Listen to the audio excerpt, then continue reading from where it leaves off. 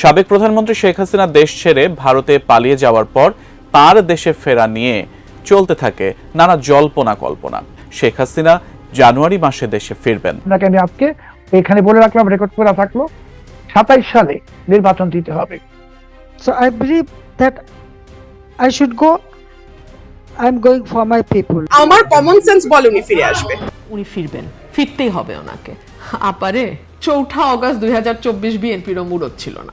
এত ভয় কেন সরকারে যদি আওয়ামী লীগ কোথাও নাই থাকে? দীর্ঘ 2 বছর পর প্রকাশ্যে আসলেন বাংলাদেশের সাবেক প্রধানমন্ত্রী শেখ হাসিনা।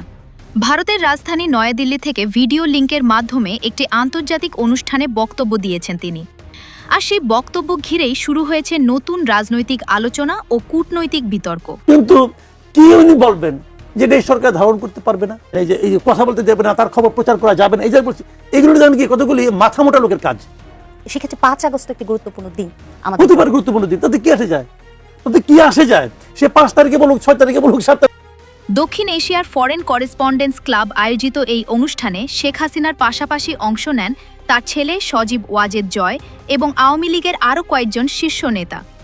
অনুষ্ঠানের শিরোনাম শেখ হাসিনাস হোম কামিং বা শেখ হাসিনার স্বদেশ প্রত্যাবর্তন। প্রতিবেদন অনুযায়ী 2024 সালের রাজনৈতিক পরিবর্তনের পর শেখ হাসিনা ভারতে অবস্থান করছেন। বাংলাদেশ সরকার তাকে ফিরিয়ে আনতে ভারতের কাছে একাধিকবার প্রত্যর্পণের অনুরোধ জানিয়েছে। তবে ভারত জানিয়েছে বিষয়টি তাদের আইনগত প্রক্রিয়ার আওতায় বিবেচনাধীন রয়েছে। এদিকে শেখ হাসিনার নির্ধারিত এই বক্তব্য দেশের কোনো গণমাধ্যমে সরাসরি সম্প্রচার না করার নির্দেশনা দেওয়া হয়েছে। অন্যদিকে ভারত সরকার স্পষ্ট করেছে এটি একটি বেসরকারি সংস্থার আয়োজিত অনুষ্ঠান এবং এর সঙ্গে ভারত সরকারের কোনো সম্পৃক্ততা নেই।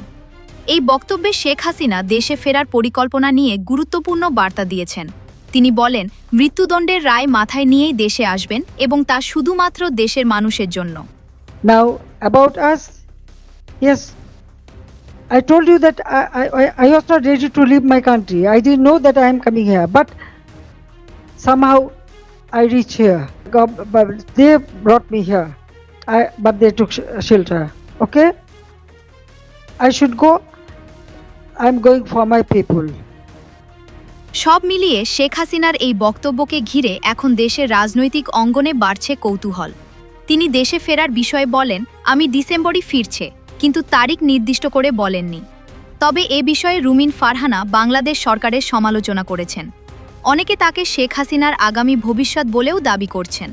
এবং আমরা যে গণতন্ত্রের কথা বলছি সেটা যদি মানতে হয়, তাহলে আপনি যে প্রশ্ন করছেন যে আজকে একটি দল এই অনুষ্ঠান বর্জন করেছে, তাদেরকে তো আমার বলতে হবে যে তাহলে তো আপনারা গণতন্ত্রে বিশ্বাস করেন না।